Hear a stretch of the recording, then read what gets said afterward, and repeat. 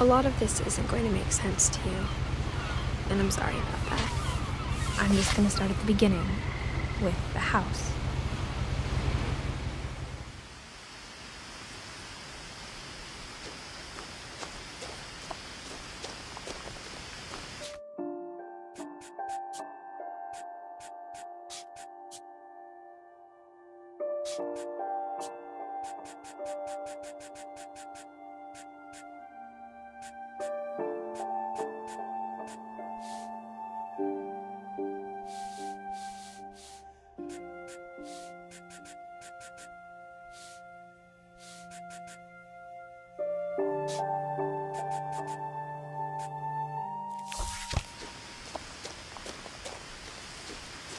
I lived here until I was 11, but I wasn't allowed inside half the rooms.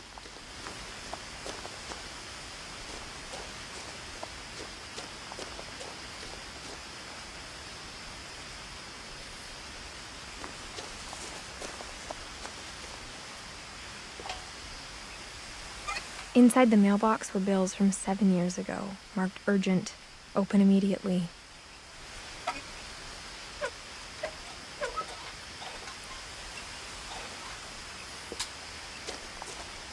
I hadn't been back since my brother Lewis's funeral.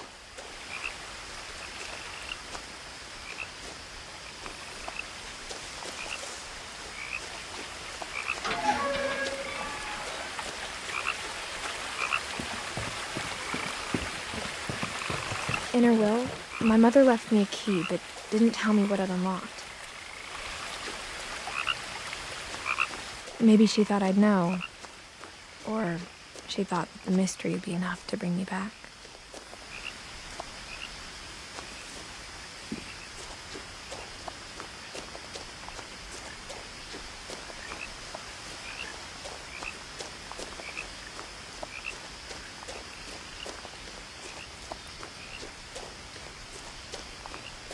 No one had driven this way in a long time, but I saw a few hoof prints.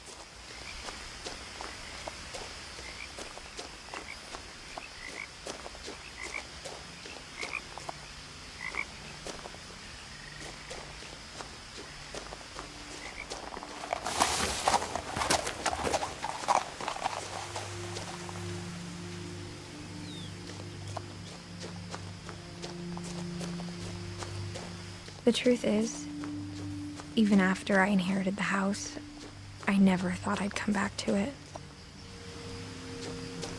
But now I had questions about my family that only the house knew the answers to.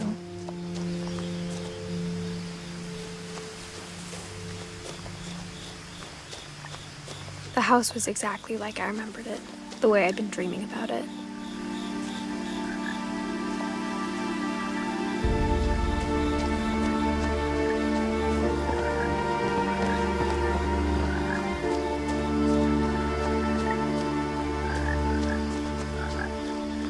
As a child, the house made me uncomfortable in a way I couldn't put into words.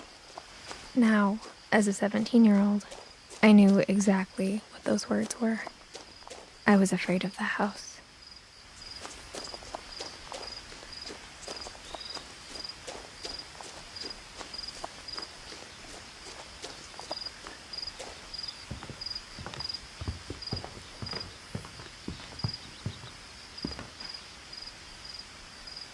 I hoped the key might unlock the front door, it didn't.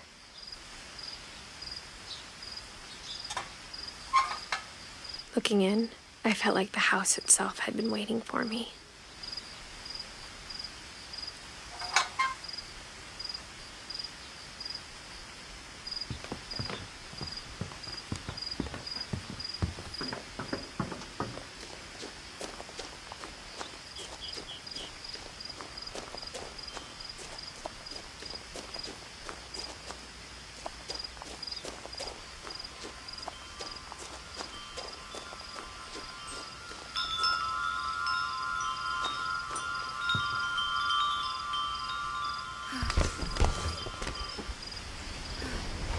Crawling through the doggy door used to be a lot easier when I was 11.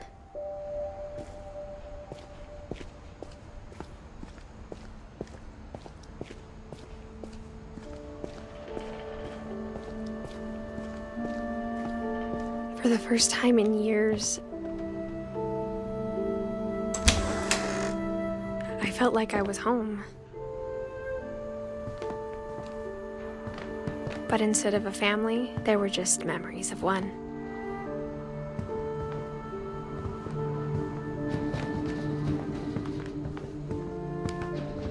Like how after Louis started working at the cannery, we all got sick of eating salmon. Except our cat, Molly.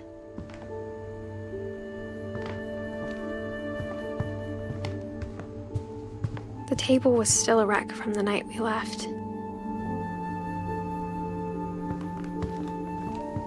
It was like a bomb had gone off, killing everyone but sparing the furniture.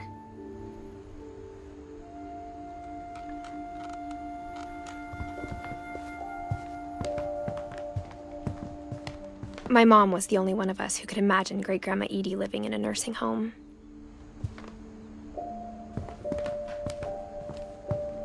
Nothing in the house looked abnormal.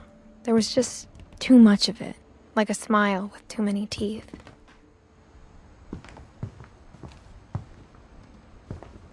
Even the fireplace had a story. Edie told me the bricks came from the original house, after it sank.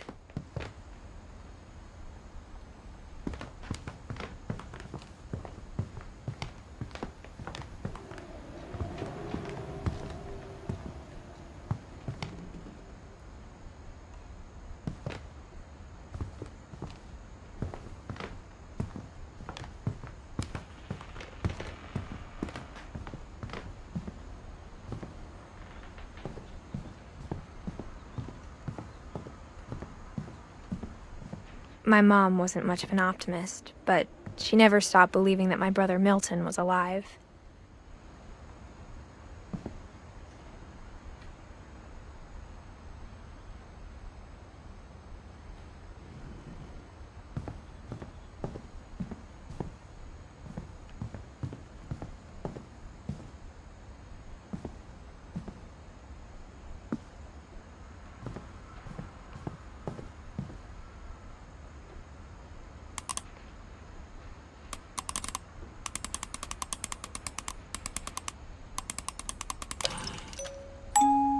Great-Grandpa Sven built a music box for Barbara, along with the rest of the house.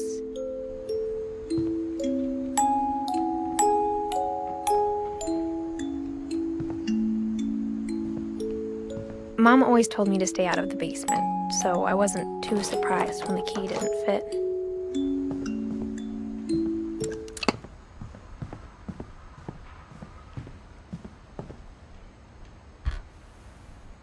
Edie told me once that every Finch who ever lived is buried somewhere in the library.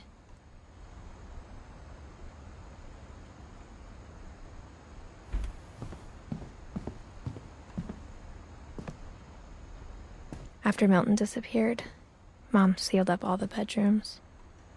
Then Edie retaliated and drilled peepholes.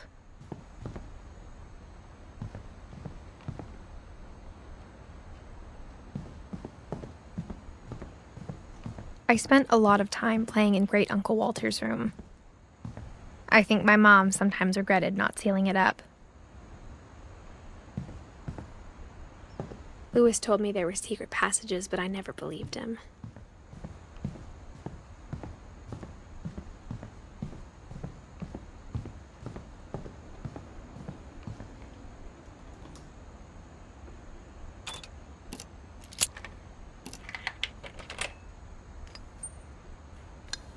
Turns out, my mom was really good at keeping secrets.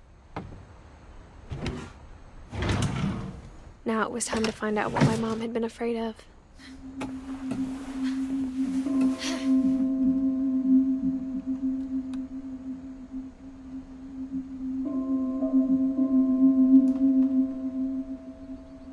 From the paintings on the wall, it was clear my brother Milton had been here before me. Reading this, maybe it sounds like I had a plan. But I had no idea what was behind that door.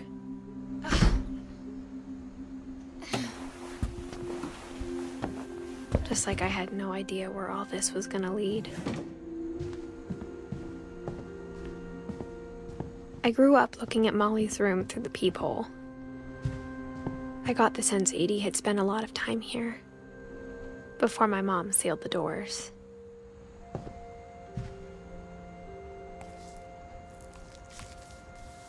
December 13th, 1947.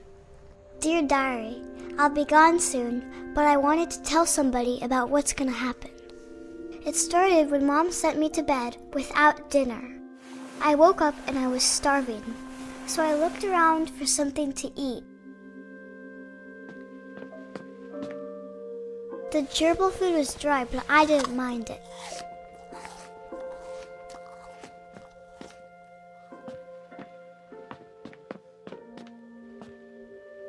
My Halloween candy was all gone.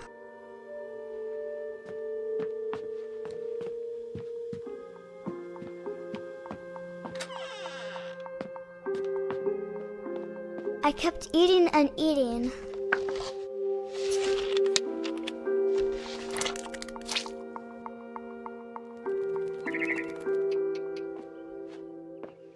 Then I heard chirping outside my window.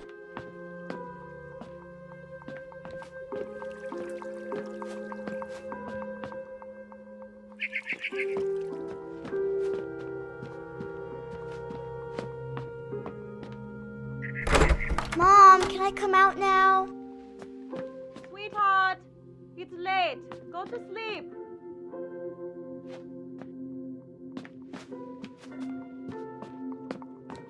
It was a barn swallow going back to her nest. I reached out for her.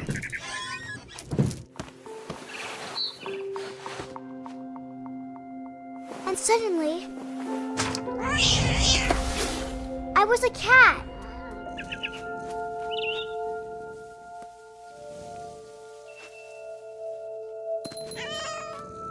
I tried to be quiet, but the bird was really scared.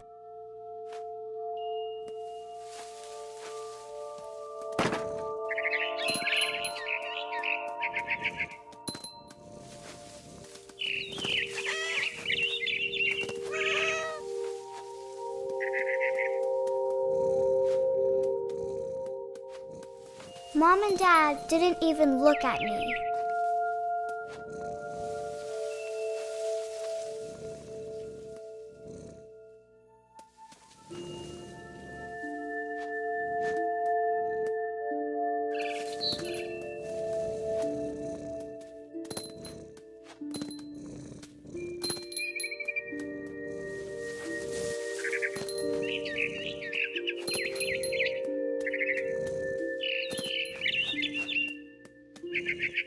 I jumped and I almost got her.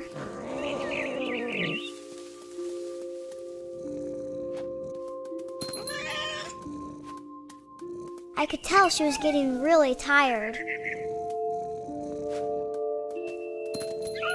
Now I was up in the big tree. I promised Dad I wouldn't climb it anymore. All I cared about was eating that mama bird.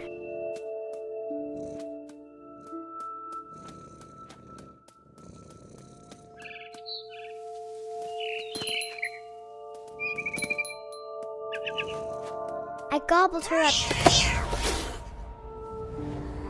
And suddenly, I was an owl.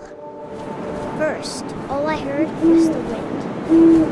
Then I heard little teeth nibbling in the grass.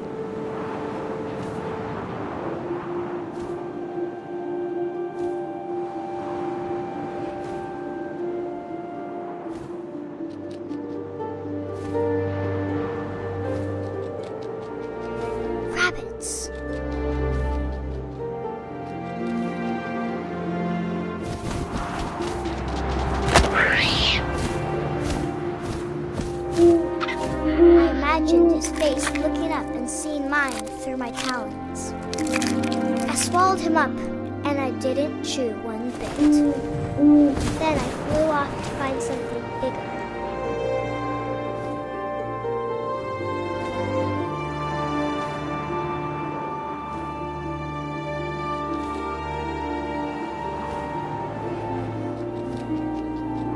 A mama rabbit.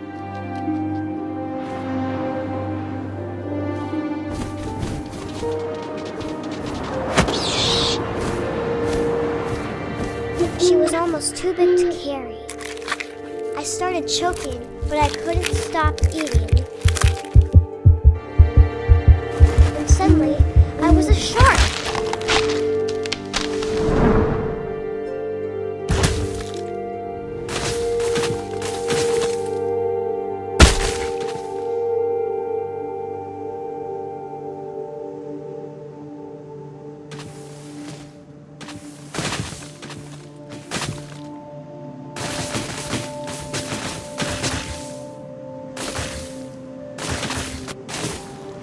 I rolled off a cliff and into the ocean. Now, I was hungrier than ever.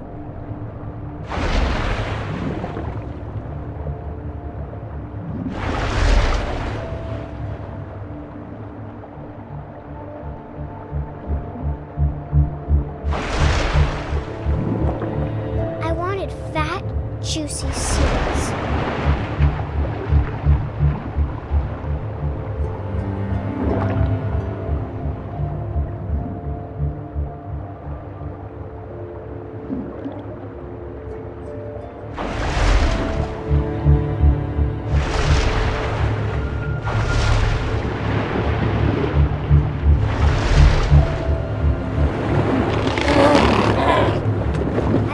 Off her flipper, and it tasted really good.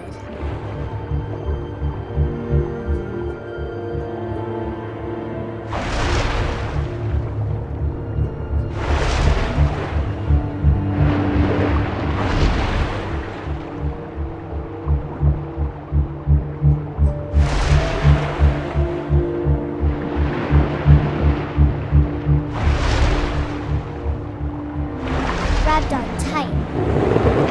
But I was so hungry, I jumped out of the water. When I opened my eyes, everything had changed.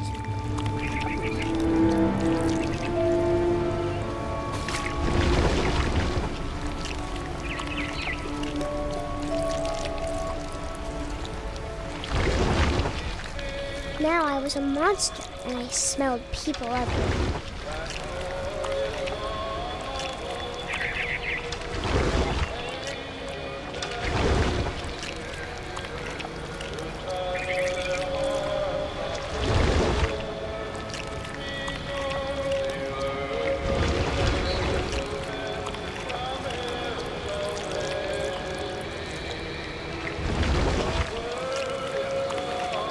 I was big, but I moved real quiet.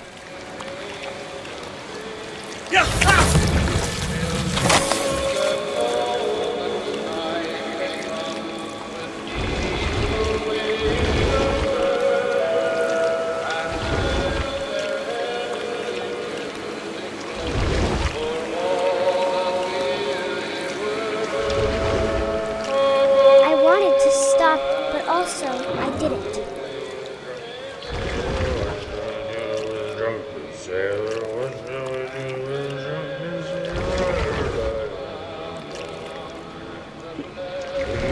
Belly with a rusty razor, shave his belly with a rusty razor, shave his belly with a rusty razor. What shall we do with a drunken sailor? What shall we do with a drunken sailor?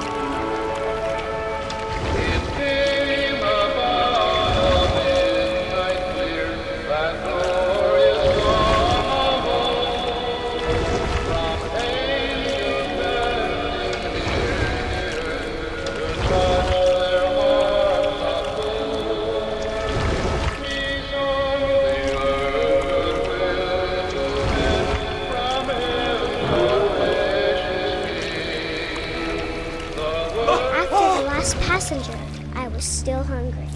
And across the water, we smelled something new. Something I had to have, so I swam towards it.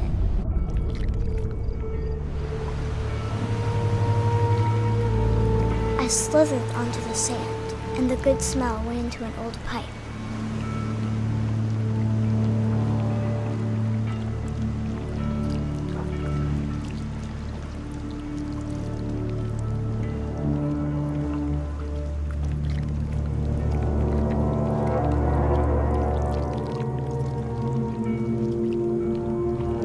I got closer and closer.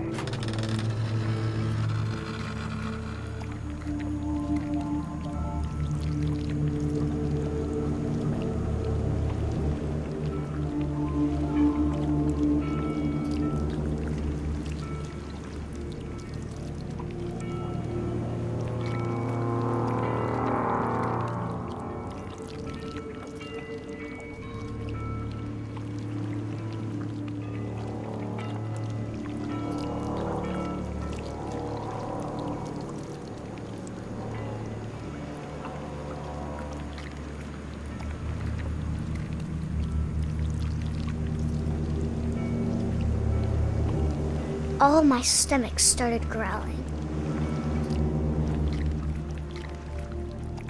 And suddenly, I was me again. I held my breath for a long time, but I couldn't hear anything. I think it's waiting for me to fall asleep. But it's not going to wait much longer. It needs to feed, and we both know I will be delicious.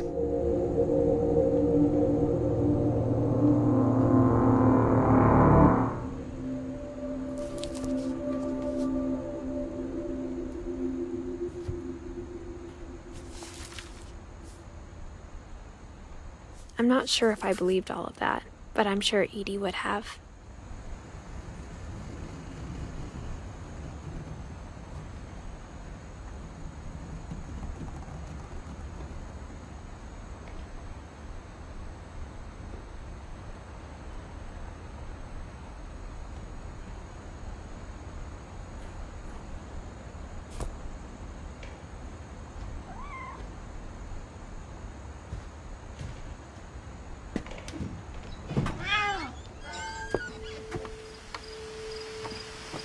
This will be obvious later, but my mom never told me any of these stories. Edie would have, but Mom didn't like bringing up the past. Though, when we adopted a stray kitten, she was the one who named it Molly.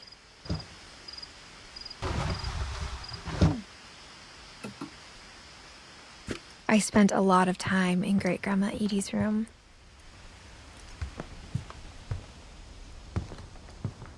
Her room was like a museum. For 500 years, the Finches have been famous throughout Norway for their fortune and misfortune. Odin Finch buries the latest victims of the family curse, his wife Ingeborg and their newborn son, Johan. On January 7th, 1937, he set sail with his family and his house, hoping to leave the curse behind. But 40-foot waves off the coast of Washington send the house and Odin to the bottom of the sea. Odin's daughter Edie, with husband Sven and baby Molly, step ashore on their new home, Orcas Island.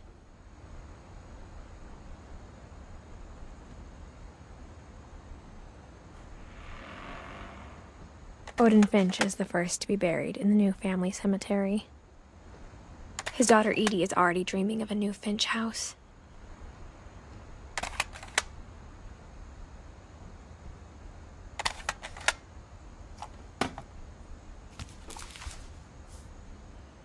Whatever's wrong with this family, it goes back a long ways.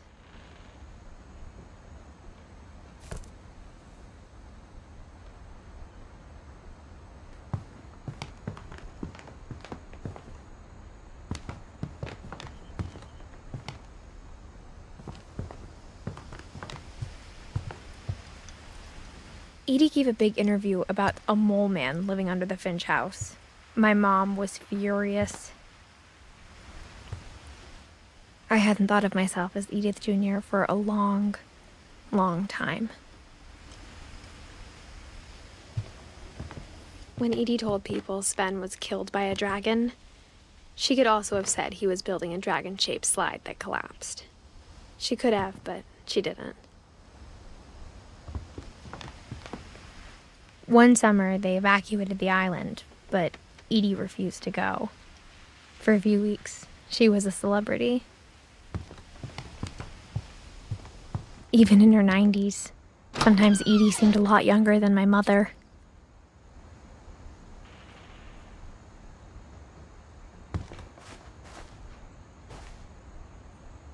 The only trace Grandpa Sam's first wife, Kay, left on the house was the pink bathroom. It was a pretty big trace.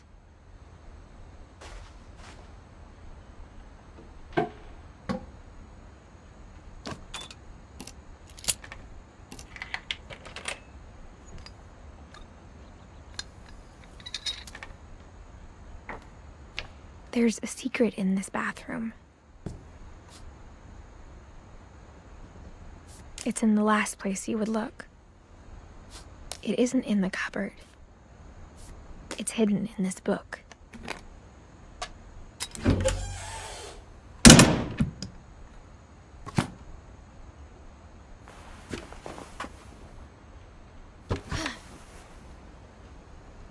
Sven gave Sam an old camera he'd refurbished. He never put it down.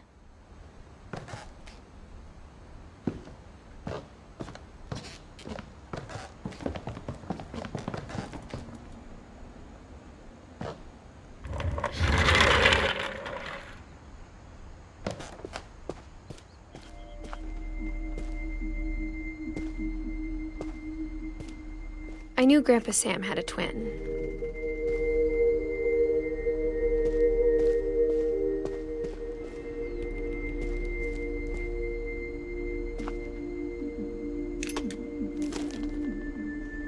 And that he never talked about him.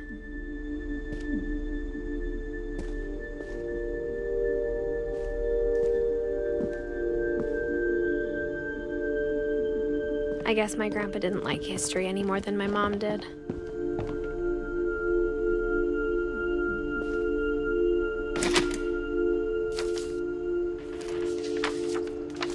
How I Want to Remember My Brother by Sam Finch.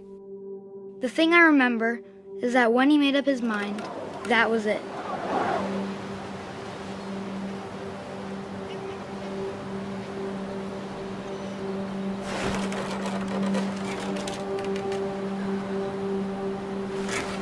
My brother said he'd die before he ate another mushroom, and he did. At Barbara's funeral, we swore he'd never be afraid again, and he wasn't. I think Calvin always wanted to fly.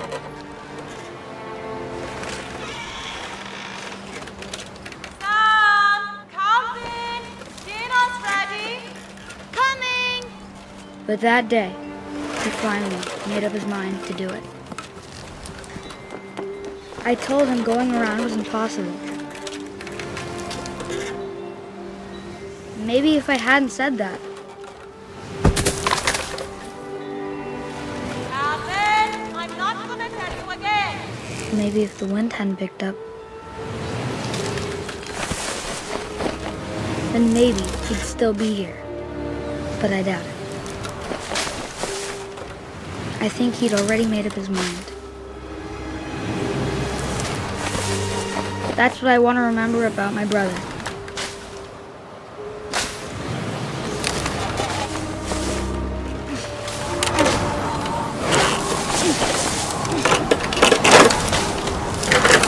The day he made up his mind to fly. And he did.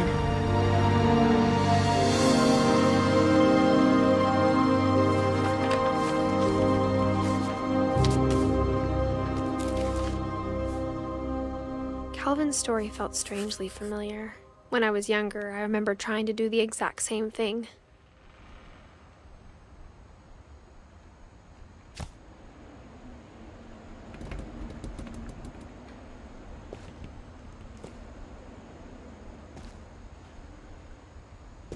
After the funeral, Edie roped off Calvin's half of the room.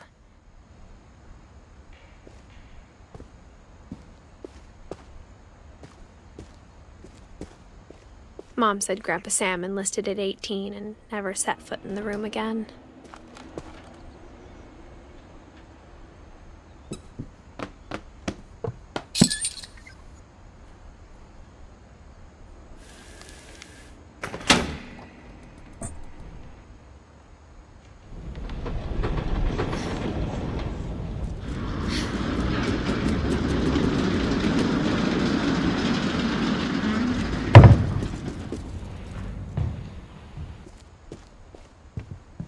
The passages were a pretty tight fit.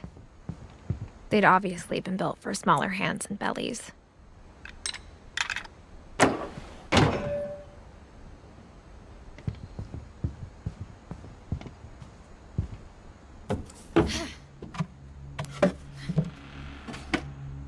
Growing up, I always thought of Barbara as a child star.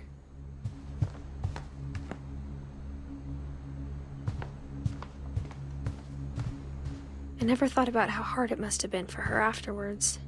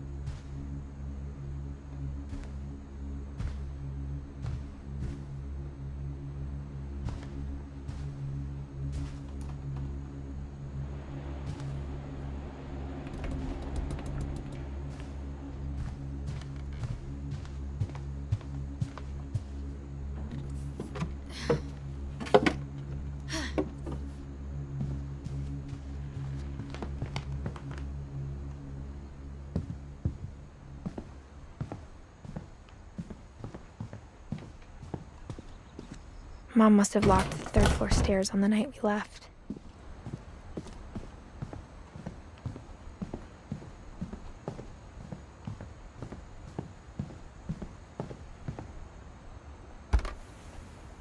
My Grandpa Sam spent 7 years sharing a room with his dead brother, Calvin.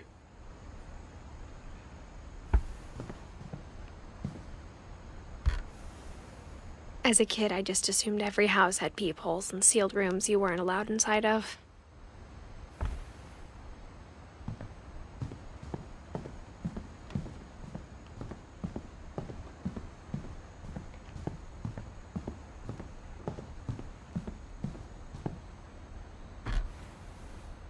Molly always seemed like a girl I could imagine being friends with, if she hadn't died in 1947.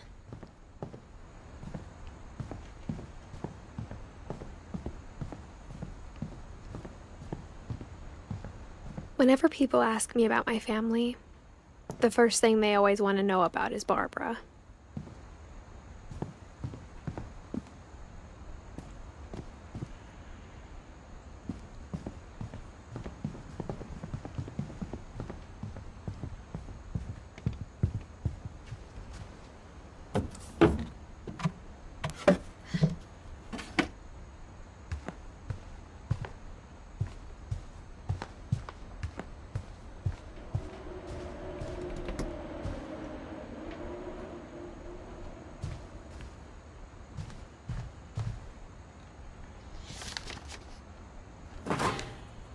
Of all the stories people wrote about Barbara's death, I'm surprised Edie saved this one.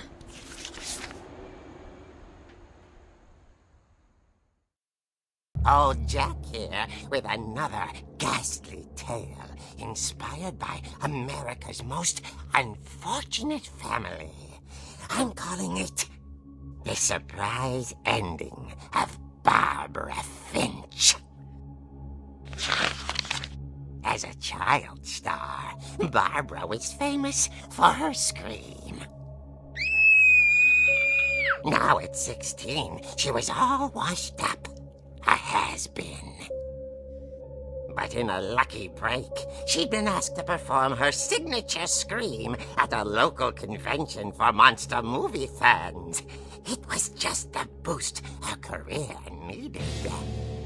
Unfortunately, her scream hadn't aged well. Getting better. I think you just need the right motivation. Her biggest fan and current boyfriend, Rick, was about to demonstrate when... Now that was a great scream. It was Barbara's father, Sven. He'd slipped into a table saw and had to be rushed to the emergency room. So Barbara got stuck babysitting her youngest brother, Walter. Her convention comeback was cancelled. Okay, I'm hearing frustration, but I'm not hearing terror. What if I tried... A gang of hoodlums in Halloween masks have been terrorizing Orcas Island tonight. Police are urging residents to... That came from the basement. You're right! Also, I loved your delivery on that. Why is your basement door locked? Because my dad likes making puzzles and secret passages. There's a key hidden in the music box. The secret is to keep winding and winding until finally the key pops out. Thanks, babe. I'll be back in a sec. 20 minutes later, Rick hadn't returned. So Barbara went to look for him, right on cue. She reached for the music box.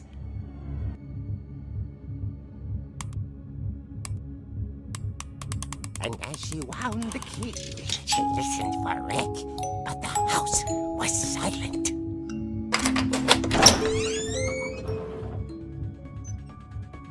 Rick?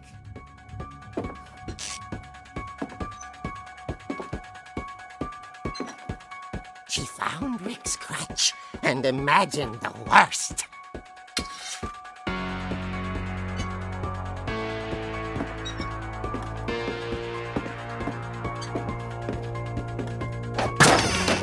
The gang's leader is the infamous Hookman killer, Dr. Carl Hamill, who impaled and then ate his family 10 years ago tonight.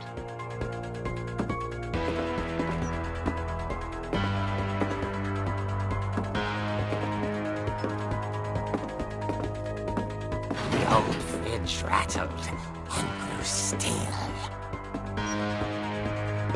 Oh dear!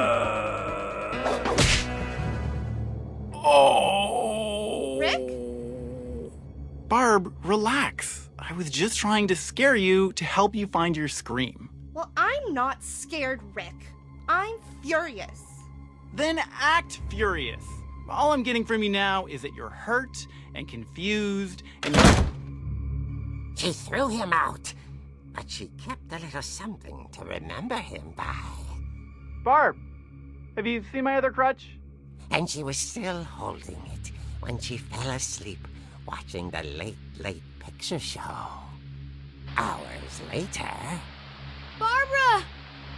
Walter, what's going on up there? Ah! Okay, I'm coming up, but if this is a trick, you're dead, Walter.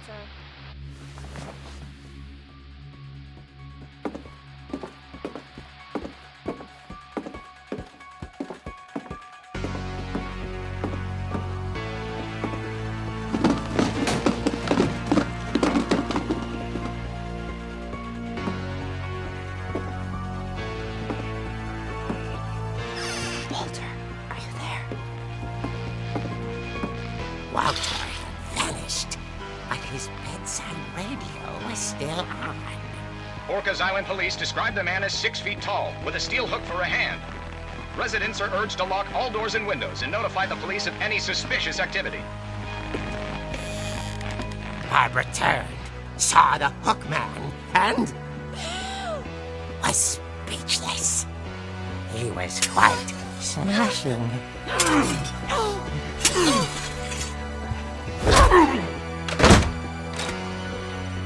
And he was.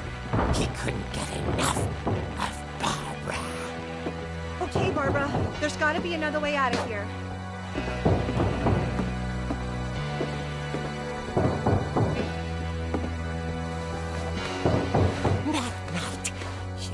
played her part beautifully.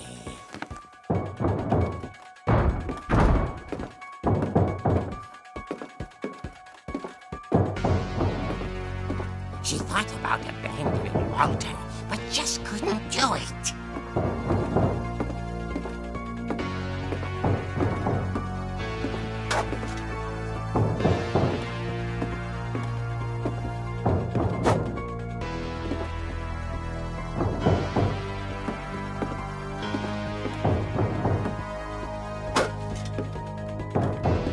Molly's door hadn't been opened in years.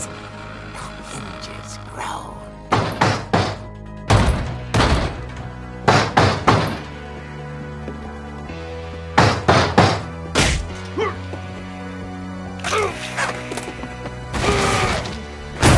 He wasn't moving, but she sensed the story might not be over yet.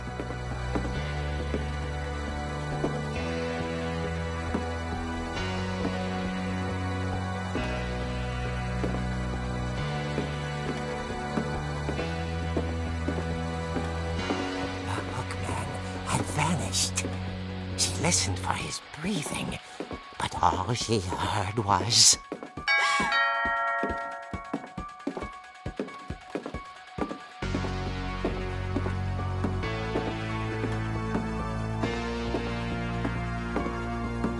At the door, she heard whispering. It was coming from inside the house.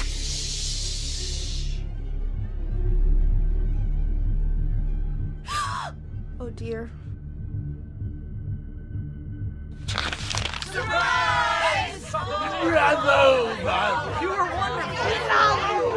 monsters had come to surprise her. For Barbara, it was a dream come true. Then she saw what kind of monsters they were, and she realized what was about to happen. She was going to be famous. And with her final breath, Barbara Finch gave the performance of her life.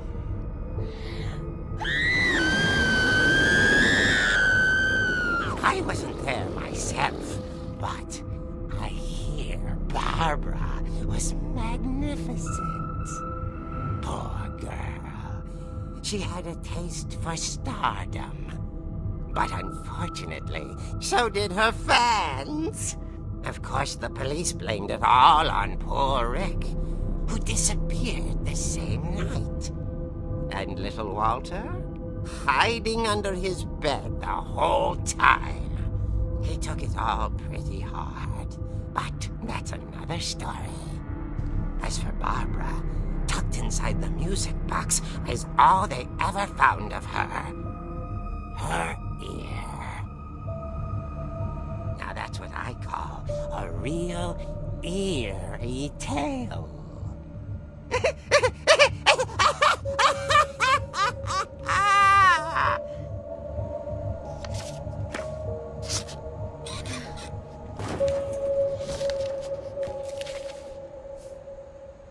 Edie told me all Barbara wanted was to be remembered, as absurd as that comic was.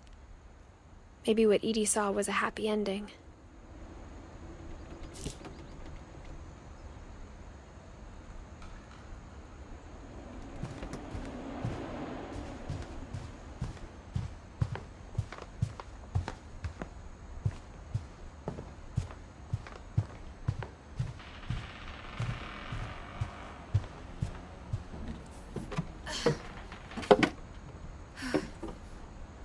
I guess now I know why Mom didn't like me playing with the music box.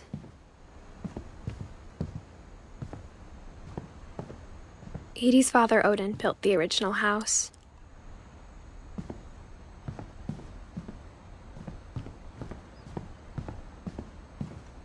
It's funny. All those times I played with the music box and never found the basement key.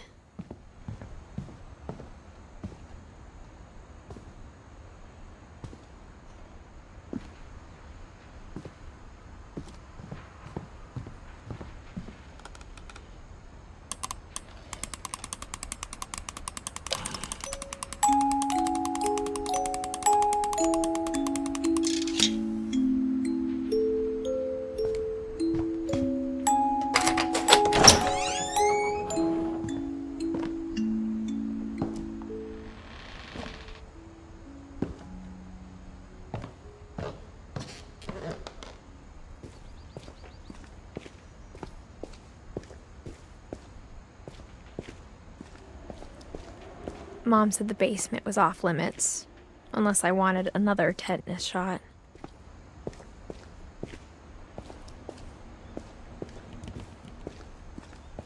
I saw Edie sneak down to the basement once, carrying packages.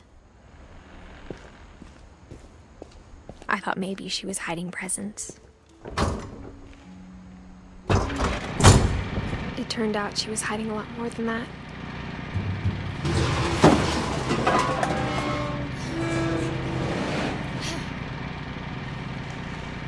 I remember asking Mom once about where Walter had gone. She said after Barbara died, he got as far away as he could. If there's a pattern in all these stories, I think it's that none of us has gotten very far.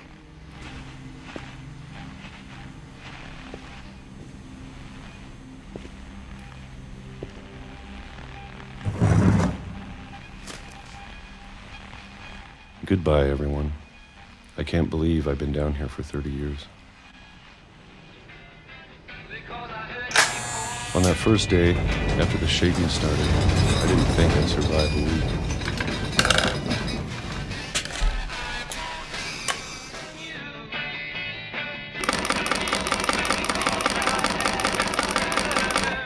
But after a few days, I settled into a routine.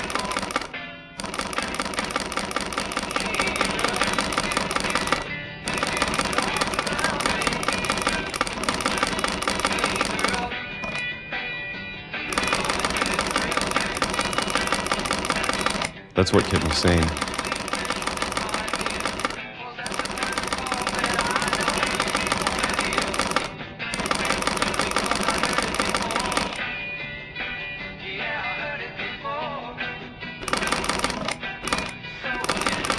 Having a schedule, living for today.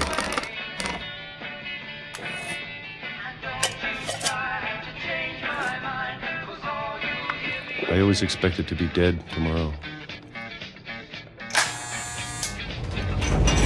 But if you wait long enough, you get used to anything.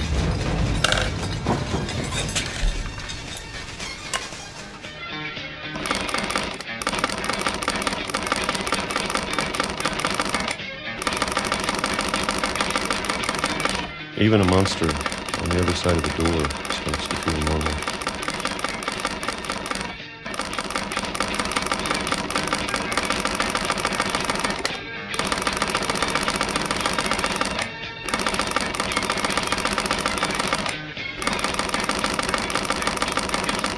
Almost friendly.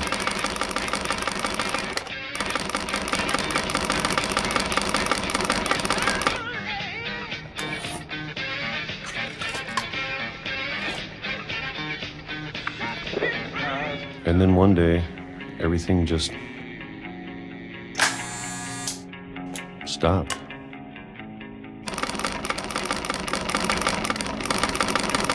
Whatever that thing was, it was gone. Maybe it got tired of waiting. Or maybe I just got tired of being afraid.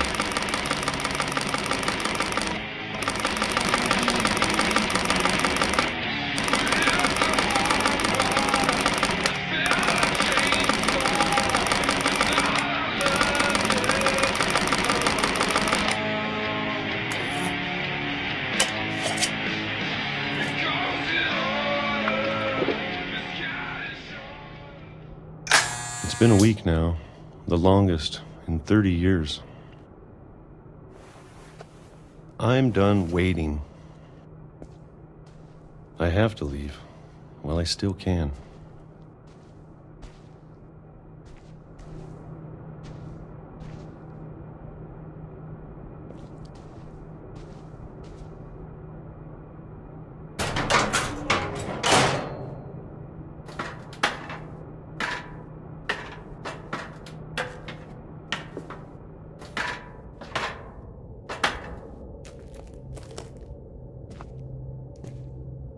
I know it's out there, somewhere. Whatever killed Barbara and Molly and Calvin. Maybe this is all a mistake. But I need to stop living the same day, even if it kills me.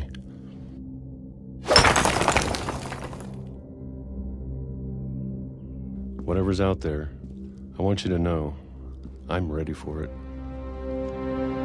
I'm going to appreciate all of it, especially the food.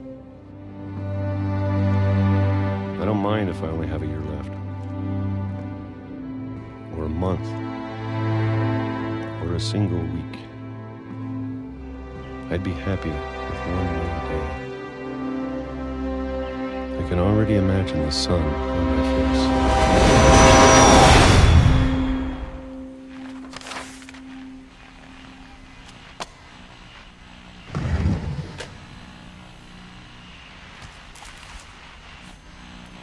Walter died when I was 6. I can't believe my mom never told me he was down here. I'm sure my mom was trying to protect me.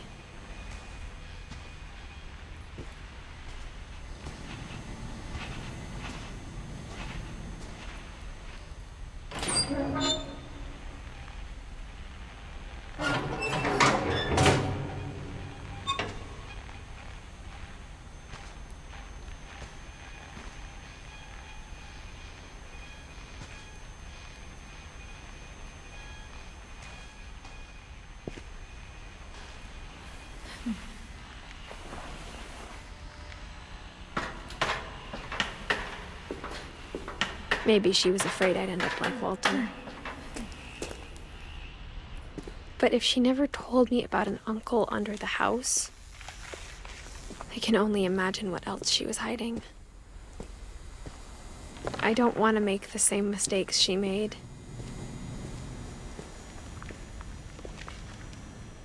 Trying to bury something that's still alive.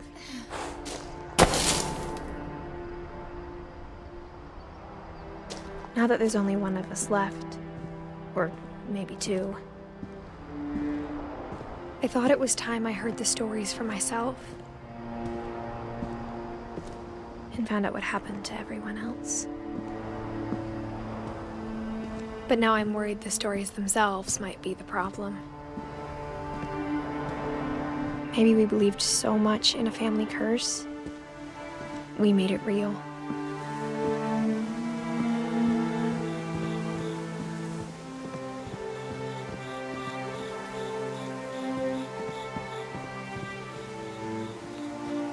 I don't know if I should even be writing this.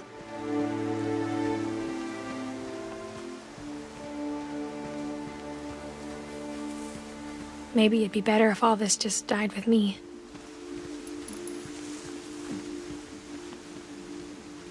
But I thought you should know about your family.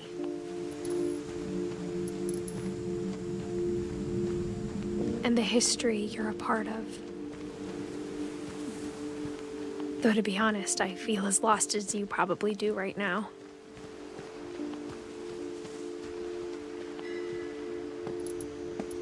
I think the people in these stories believed them, for what that's worth.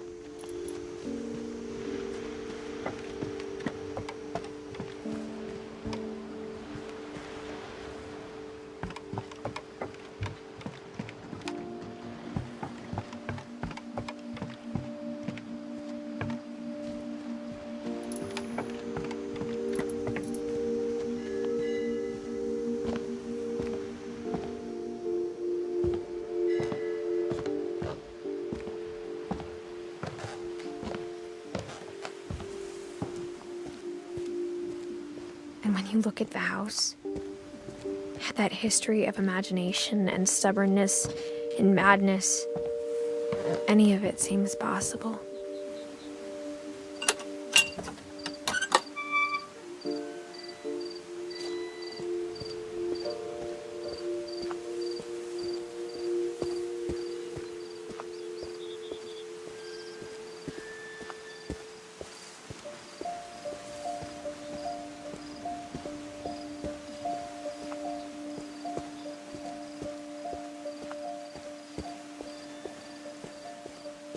I think we've been surrounded by death for so long, we've just gotten used to it. What kind of family finishes building a cemetery before starting the house?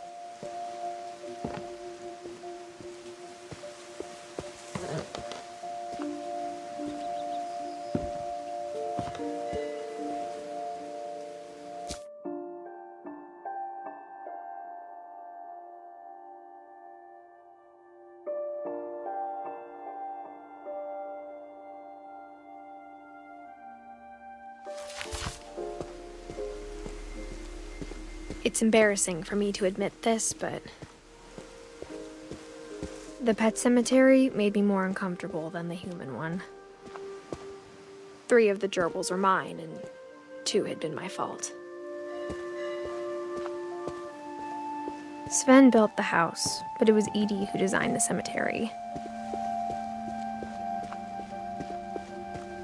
I'm sure Odin's monument had been Edith's idea. My mom was always trying to move on, but for Edith, the past never went away.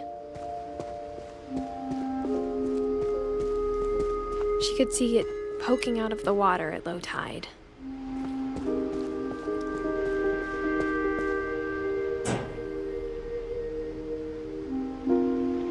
Edith said she dreamed about the old house every night.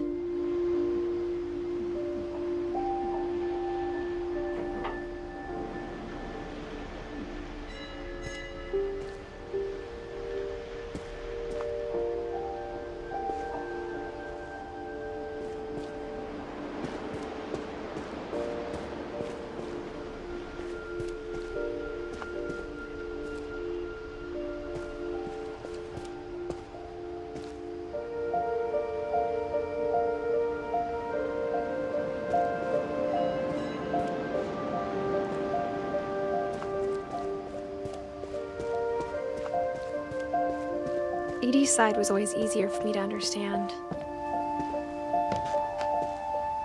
But the older I get, the more I can see where my mom was coming from.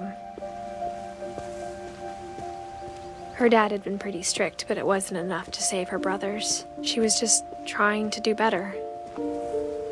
She lost 2 of her brothers, just like I did. I get why she tried so hard to protect us.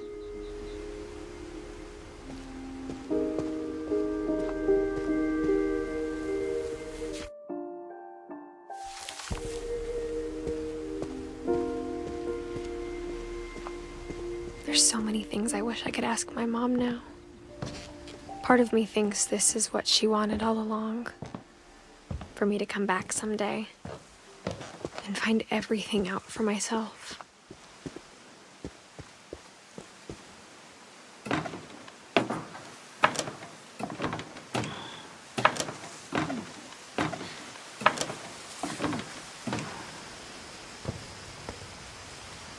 But looking back on it now, if she told me there was going to be so much climbing, I never would have come when I was 22 weeks pregnant.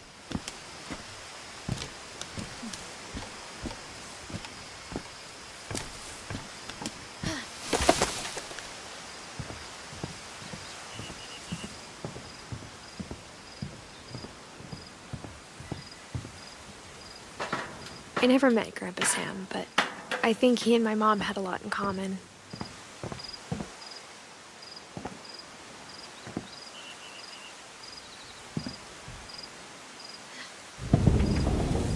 They were both pretty intense.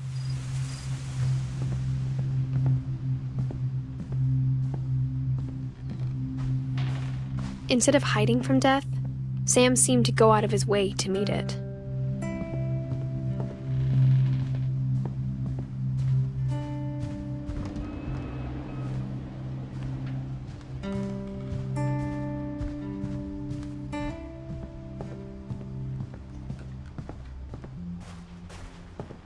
Sam spent his life shooting photos, but Mom said he got nervous being in front of the camera.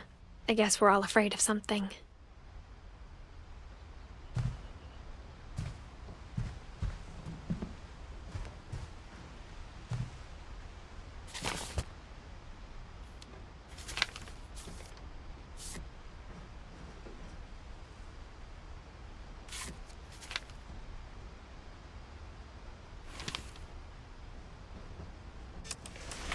Dawn, I promise, you'll never forget this weekend. Yes, sir. These memories are gonna last a lifetime. Am I gonna have to shoot anything? It's a hunting trip, Dawn. Shooting is strongly encouraged. Not quite.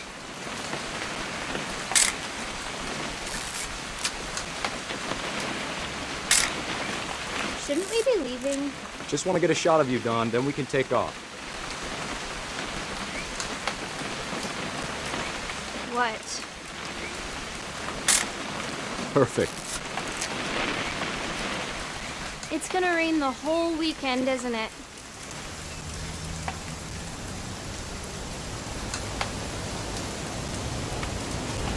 I will never forget this weekend, Dad. That's the spirit. Okay, got it.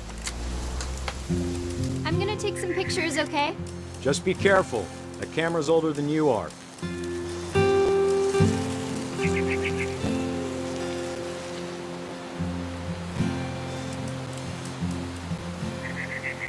You're right, Dad. It's starting to clear up. Still freezing, though.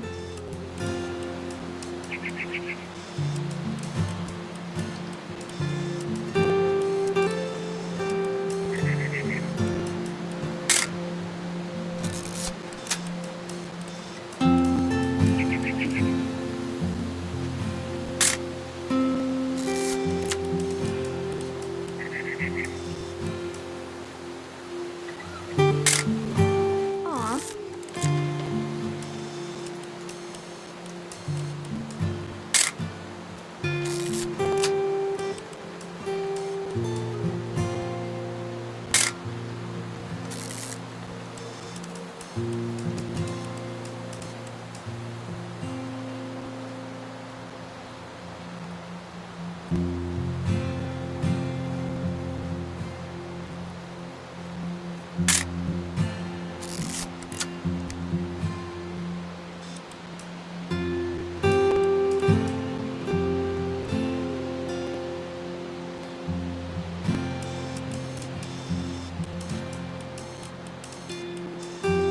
Definitely should not have drunk all that coffee. Hold still while I take a picture of you. Hey! That's a keeper. I'm just saying, I'm not always gonna be here, Dawn. You'll need to remember this stuff, if you want to survive. I'll be fine, Dad. You know who else thought he was gonna be fine? Some guy who died. Dawn, I'm being serious. I know, Dad. You're always serious. Doesn't being out here make you want to chill out? Well, to tell you the truth, I haven't been out here in 20 years. Dawn, don't you think you could find something more interesting to photograph? Last time I was with my brother Calvin. Man, that was a great trip. Your grandpa Sven taught us how to fish, how to build a fire. We found an old logging trail. There were deer everywhere. I bet if I could remember where that trail was, we'd spot a buck for you in no time. Give me a minute to check the map.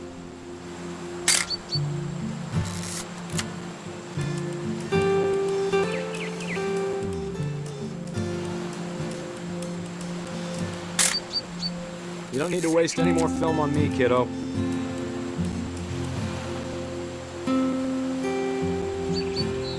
Let's see.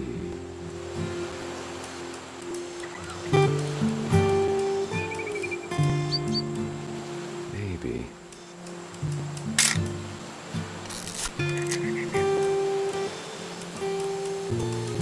What was it?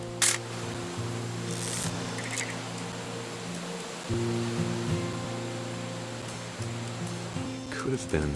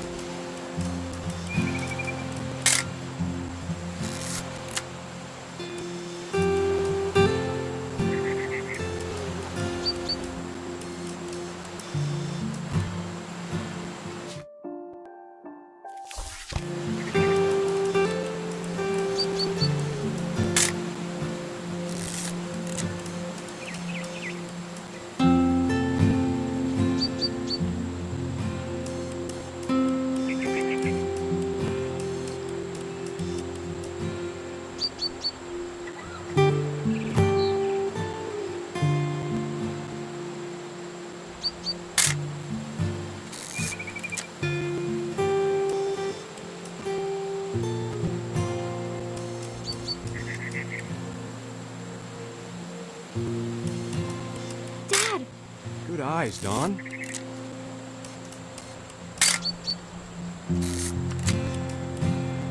Before you take the shot, let me get a picture of you.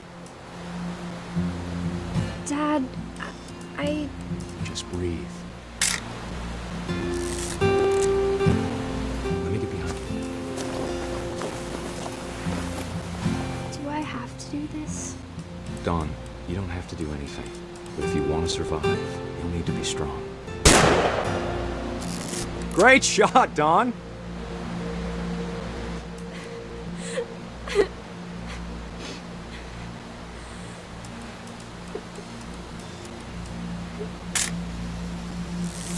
I'm proud of you, Dawn. Always remember that, okay?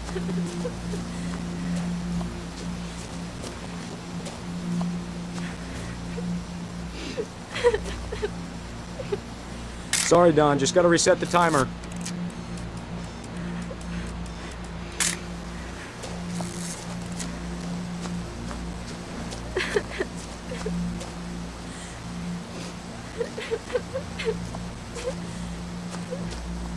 Dad, it's twitching. I think That's it's totally normal, Dawn. Just focus on the camera. Try not to think about... Dad!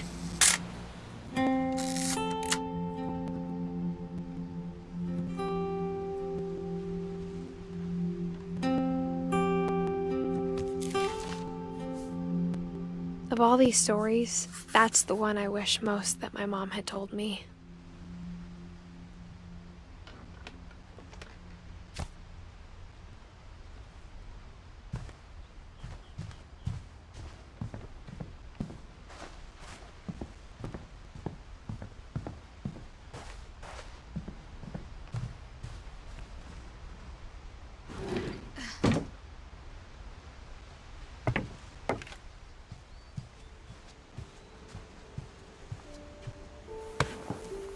After Sam died, my mom and Edie got really close.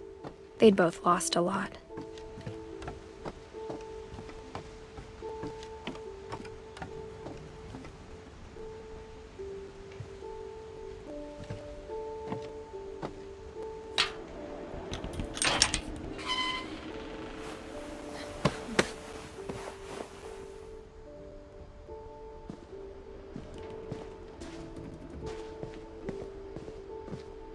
I can't imagine my mom ever writing poetry, and yet...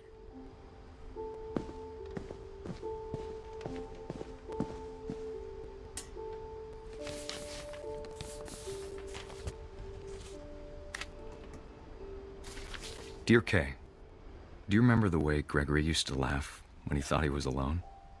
Like something funny was happening, but only he could see it. I think he saw things the rest of us don't.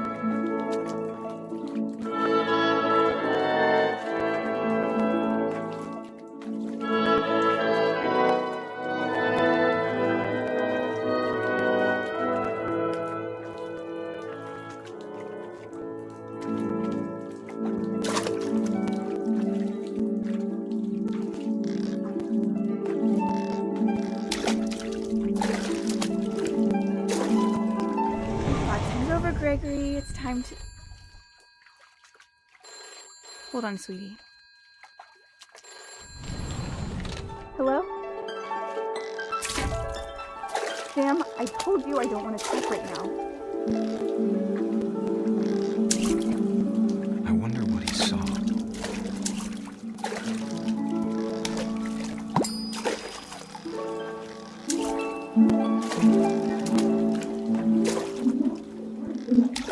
What his world was like.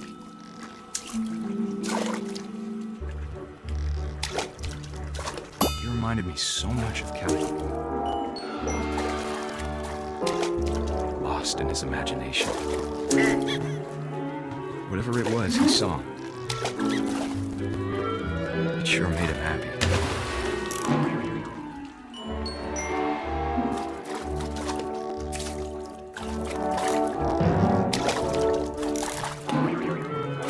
I know how silly it sounds.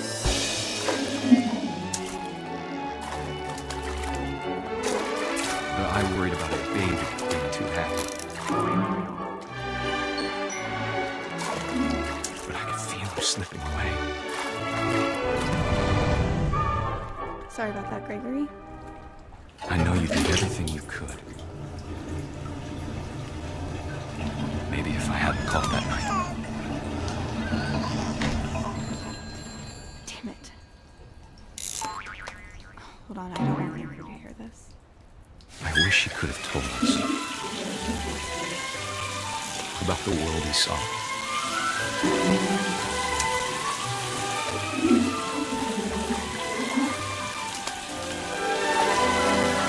There's so much I don't understand about Gregory,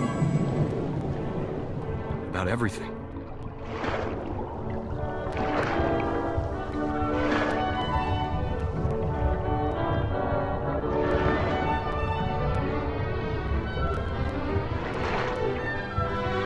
But I know what happened wasn't your fault.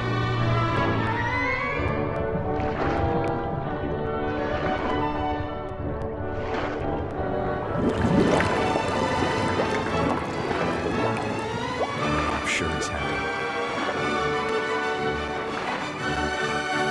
And he'd want you to be happy too. Good luck, Kay. Love, Sam.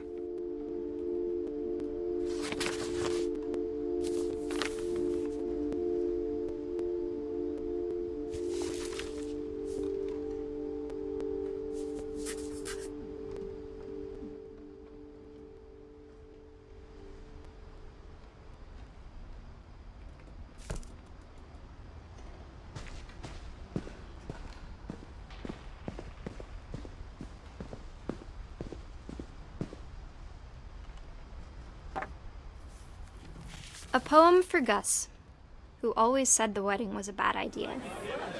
Our father never hit us kids, at least not very hard, before the day my brother said with teenage disregard that he'd be dead before he'd see a wedding in our yard.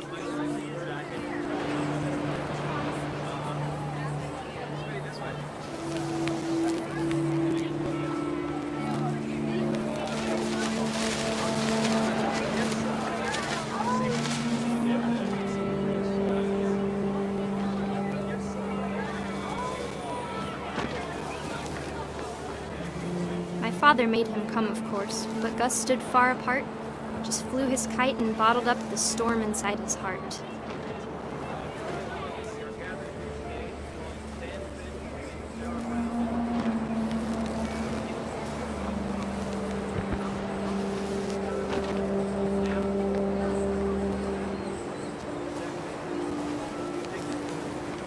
I tried to talk him out of it, but though he'd never met her, "We don't need a stepmom," were the words that I now remembered. pronounce you husband and wife. Make his bride.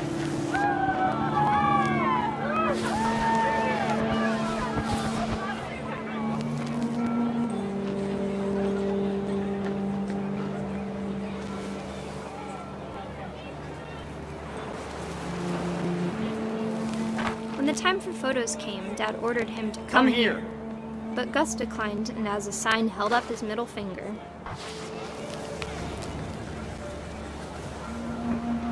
The wind picked up, and panicked geese appeared and quickly went. But all the humans did that day was go inside the tent.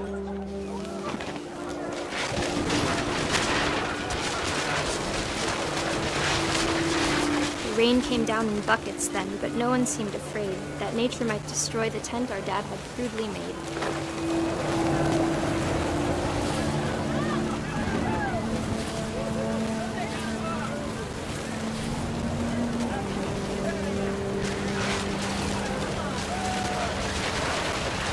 The thunder sounded much too close and full of angry power.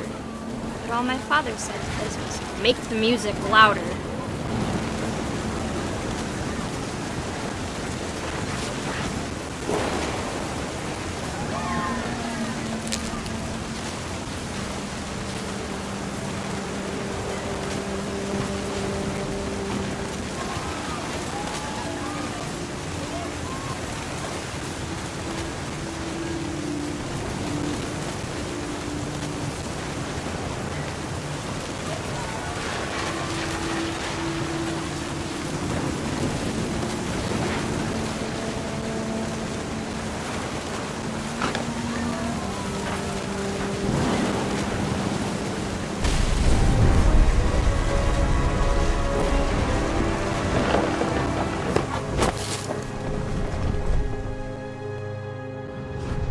wish that I could truly say I thought about you on that day.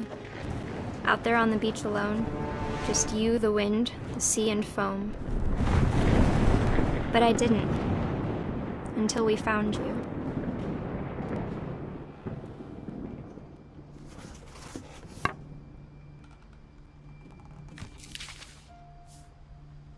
She never talked about him, but Mom told me once if I was a boy, they were going to name me Gus.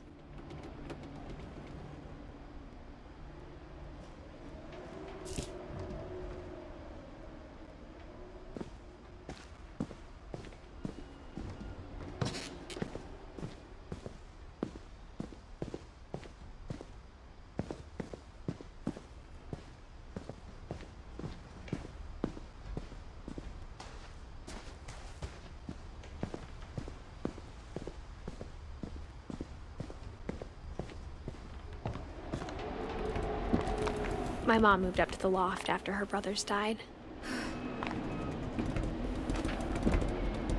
At the time, it was as far away as she could get.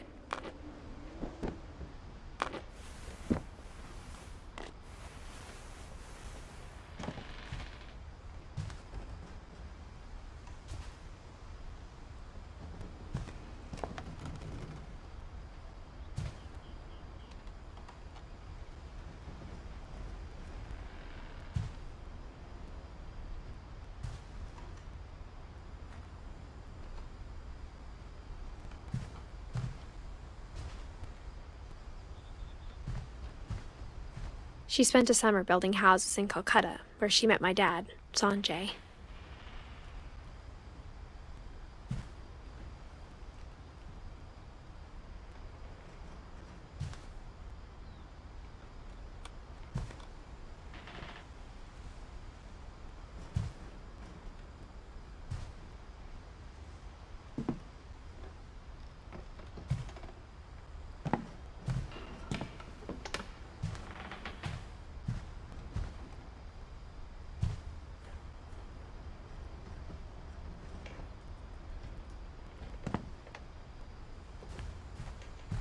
Religion was another thing my mom never talked about, but I think it helped her a lot after her dad died.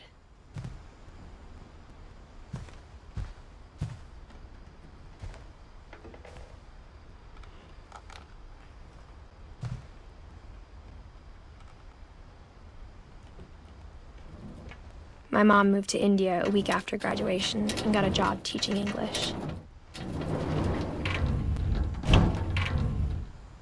Louis was born a year later.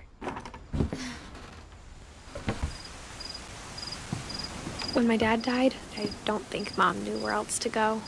I'm sure Edie was happy to have her back and to see kids in the house again.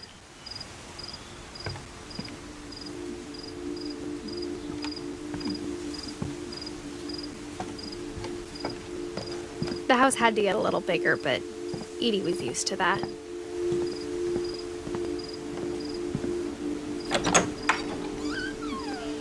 And for a while, things were good, almost normal.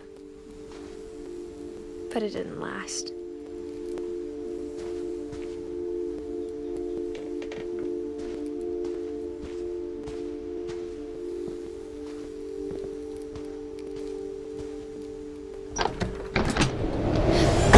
The beginning of the end was Milton's 10th birthday, when Edie gave him a castle.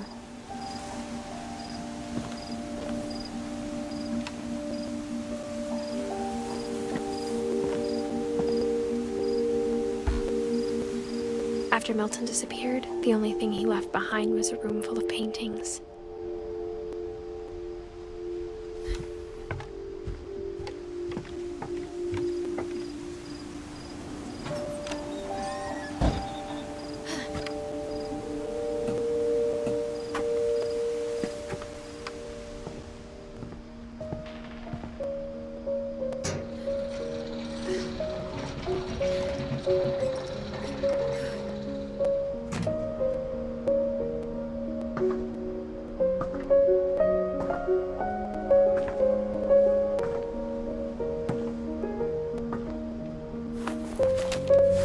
Milton Finch in The Magic Paintbrush.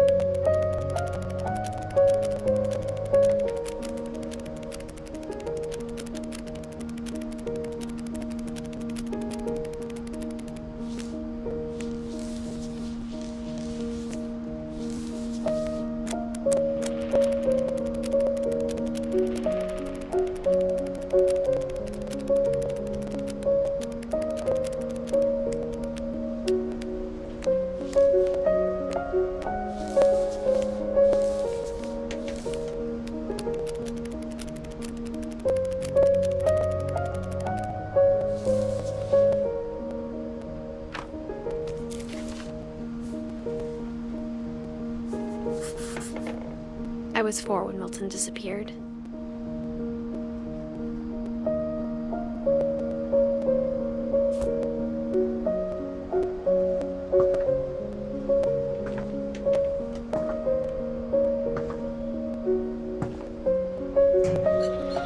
Mom spent months searching for my brother. Then she sealed the doors.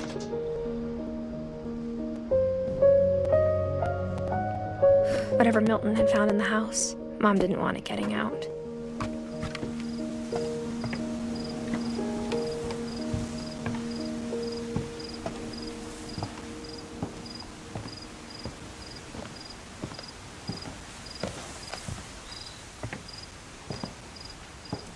Mom definitely blamed Edie, but I think Louis blamed himself.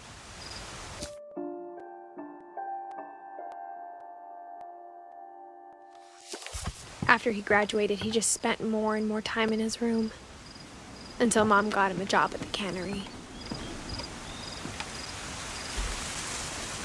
Everyone always told me to stay out of Louis's room, except Louis.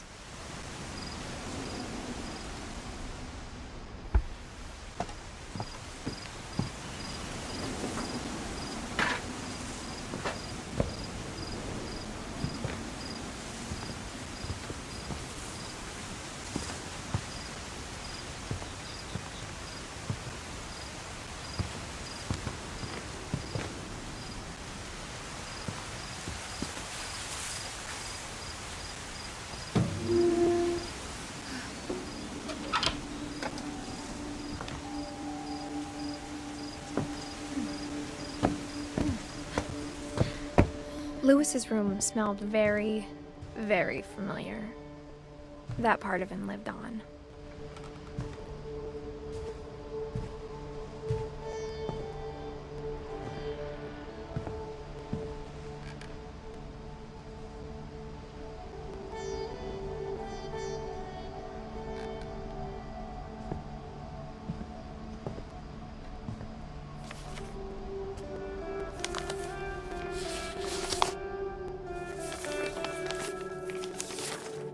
Dear Mrs. Finch, as Louis's psychiatrist, I can understand your desire for an explanation.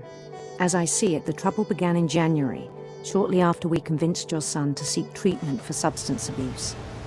Newly sober, I believe Louis first noticed the monotony of his daily life.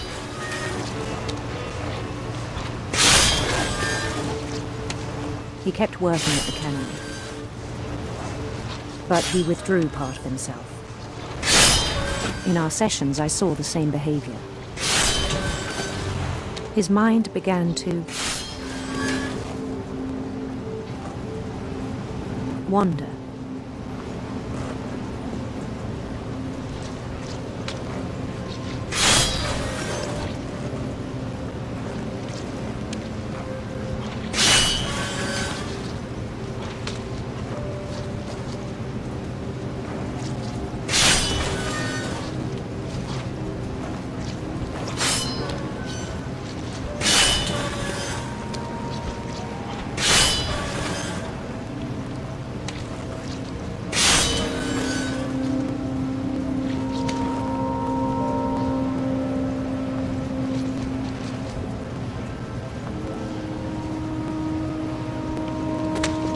I asked him to describe it.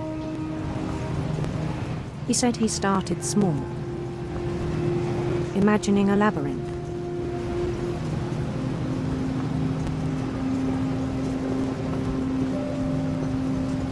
He'd feel his way about. Then something moved. Bats and toads.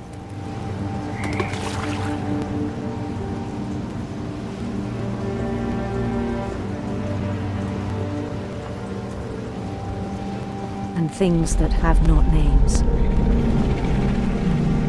He knew it was all in his head.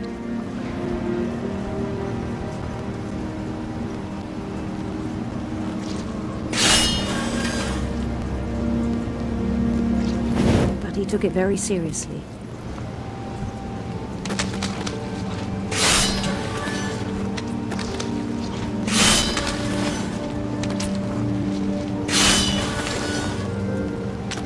I had hoped he'd find himself.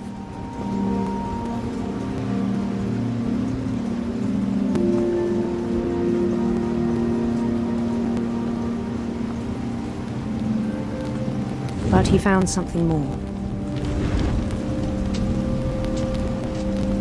I worried about him then, daydreaming at the cannery. I spoke with his boss, but he said Lewis had become a model employee. Methodical, tireless, focused. Like a whole new Lewis. So I let him go on.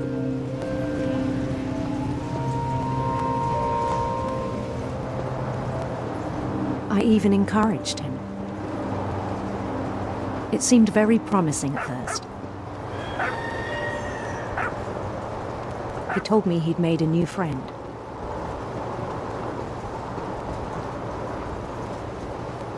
On the edge of a city he named Lewis Topia.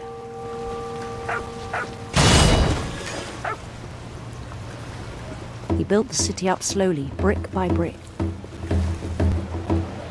Then he made musicians.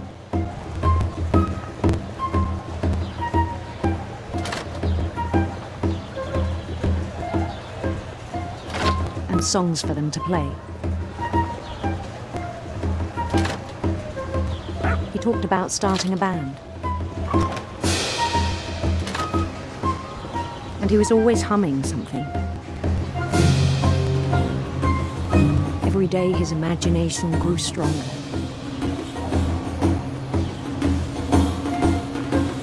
He no longer spoke at the cannery. But his chopping was as reliable as ever. Then one day it struck him that all the cheering crowds, even the stones under his feet,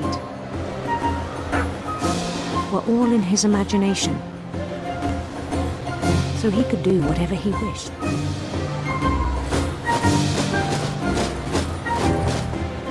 He held an election for mayor. And he won.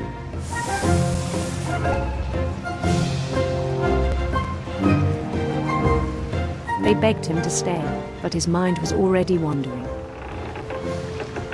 It became a game for him.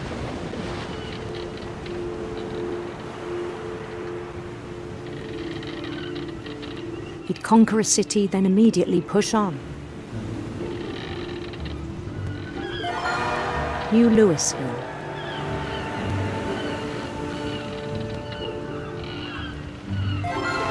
St. Louis. He started drifting away from our reality.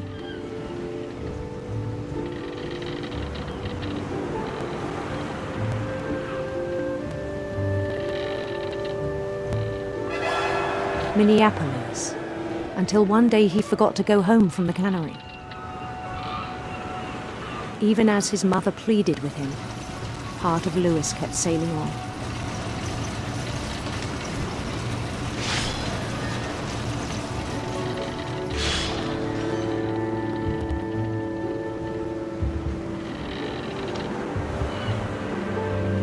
In Lewisburg, he heard rumors of a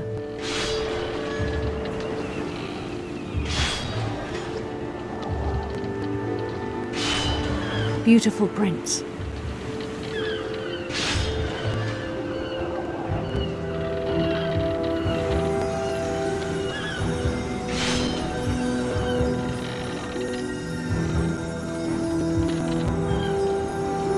The prince was on his own quest for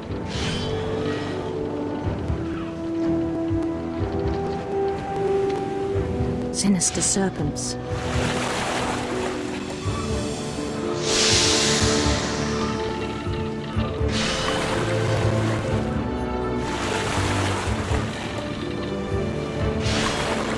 He followed the sound of his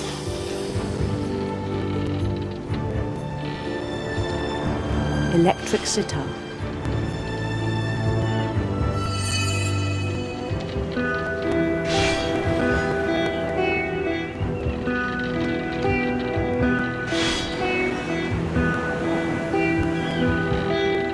His chase led him to a golden palace east of the sun and west of the moon. Even then, his logic remained sound. He knew the world was all in his imagination.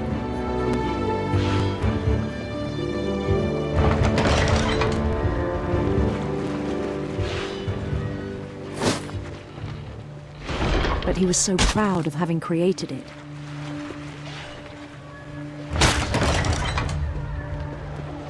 In his own eyes, he'd become something greater than a king.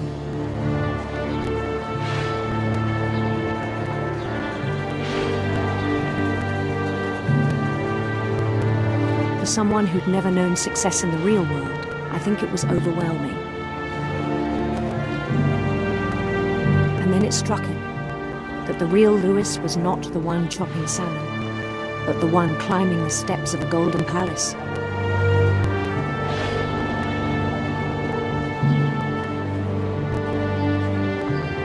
My imagination is as real as my body, he told me. It was hard to argue with him.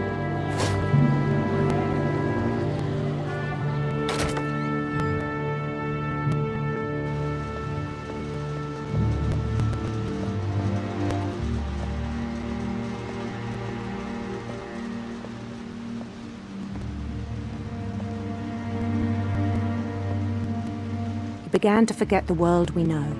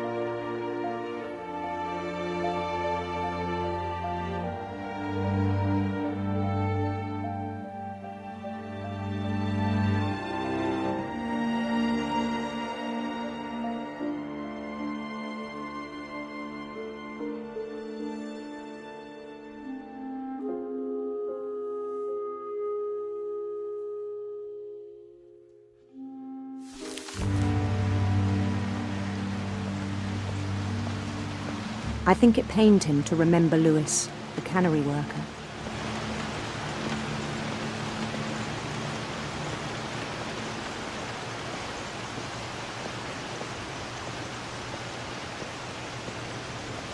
He began to despise the man with a royal contempt.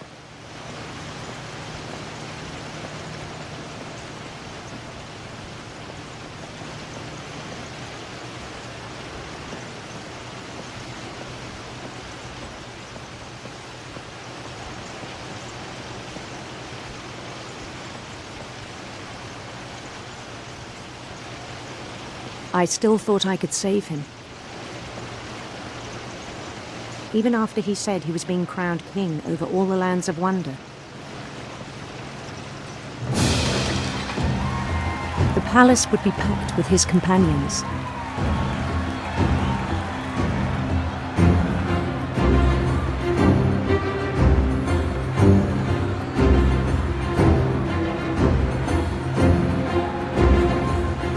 Including the wise Calico who'd insisted on inviting him.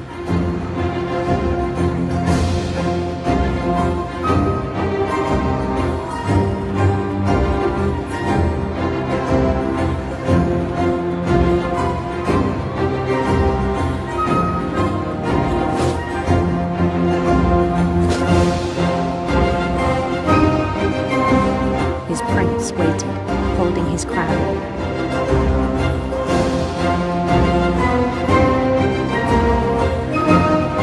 There was only one thing left to do.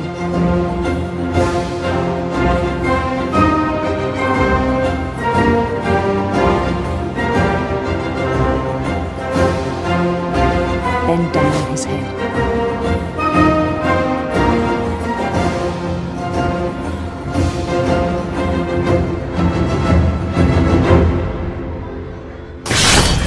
And the rest I think you know. Mrs. Finch, your son was a kind man who will be missed by all of us who knew him.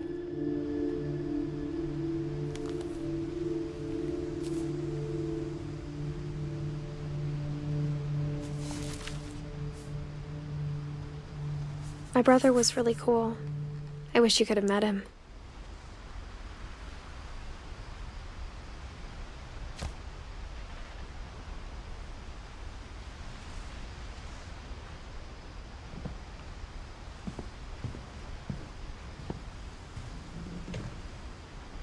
He was so proud of being Indian. I think for him, it was a way to be something other than just a Finch.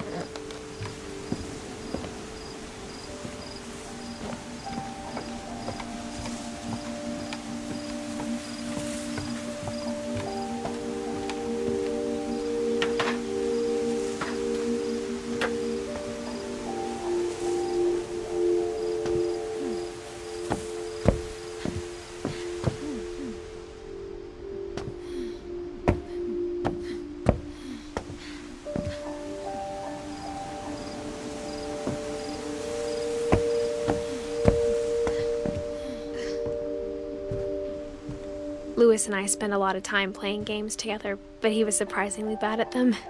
He died a lot.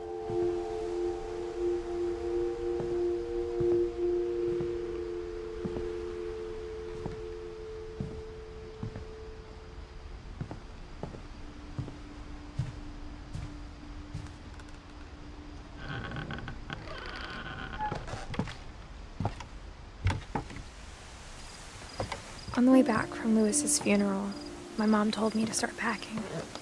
She waited until the day before we left to tell Edie. I'm not sure if she wanted to make it easier or harder.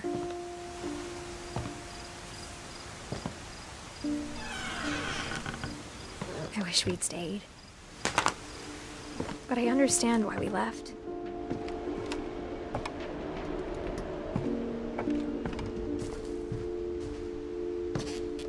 My mom ended up leaving everything behind.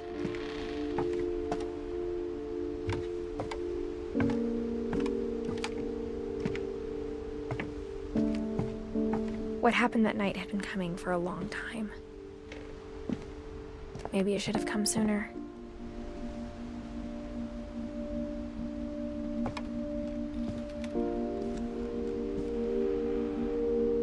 But it had to end one way or another. All that's left now is to tell you about that last night.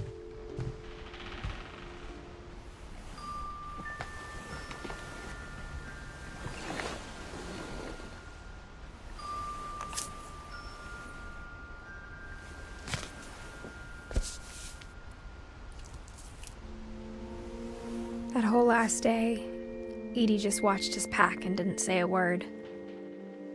Until supper, when she raised her glass and said, "To our final night together, and all our final nights apart." Grandma, you know what I said about alcohol. Some of your medications are very Edith, specific. I left a present for you in the hallway. Why don't you go open it? The grown-ups have to argue now. I'm sorry, you're right. We're all leaving tomorrow. Let's just enjoy our last... I'm not leaving. Edith, you're excused.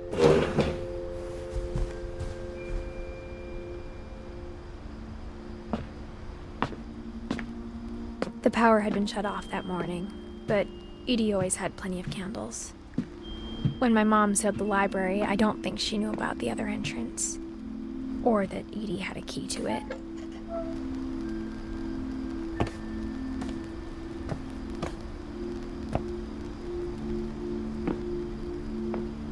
That thing you're afraid of isn't going to end when you leave the house. Edith has a right to know these stories. My children are dead because of your stories. I think it's best if Edith and I leave tonight. We'll have the nursing home send a van for you in the morning. Okay? Dear Edith, there's so many stories I wish I could tell you, but there's only time for one. This is about what happened on the night you were born. That night, the tide went way, way out. It was the first and last time I ever saw the old house aground. There'd been an earthquake out in the middle of the ocean.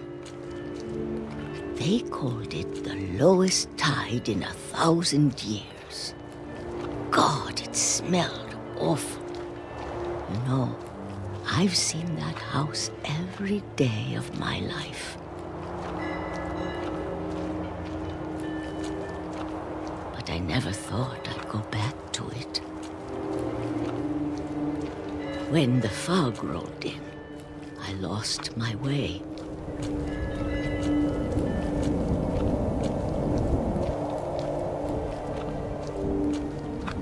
I got turned around.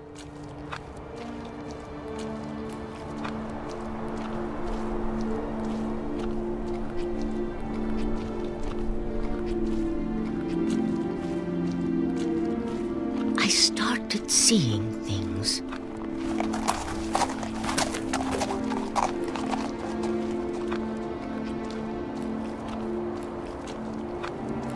Things I'd forgotten had ever existed.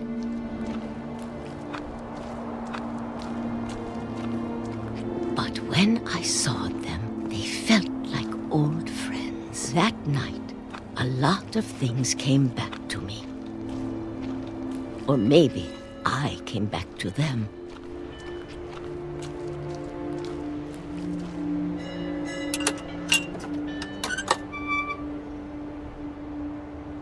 Things I can't explain, but that I need you to try and... Edith, what are you doing in here? It's mine. Edith! Mom, you're gonna rip it! Let go! I kicked and screamed, but Mom dragged me to the car.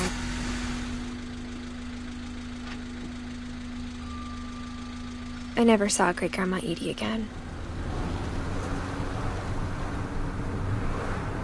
The next morning, the van came to pick her up, but she was already gone. After that, we moved around a lot.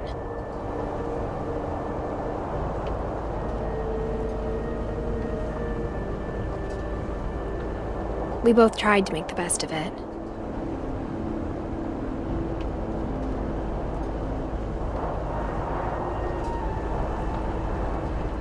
A few years went by.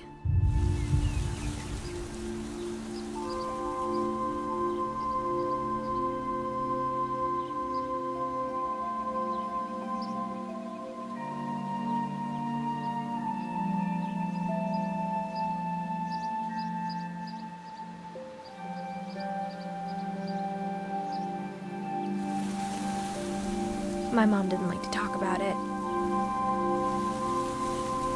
but she started getting sick a lot. The rest happened pretty quickly.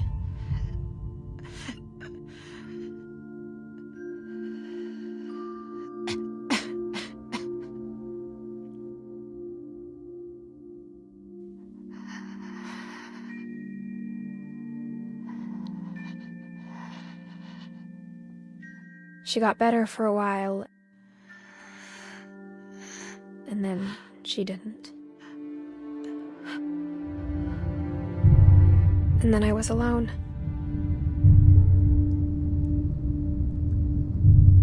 The last Finch left alive.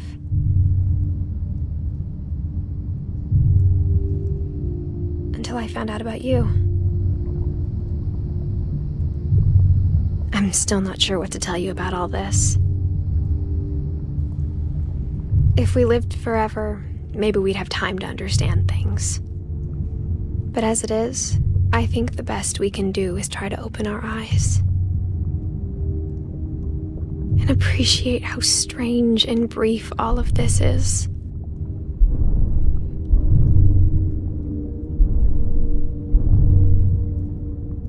This journal was supposed to be for you. But now I hope you'll never see it. I just want to meet you and tell you all these stories myself. But I guess if you're reading this now, things didn't work out that way.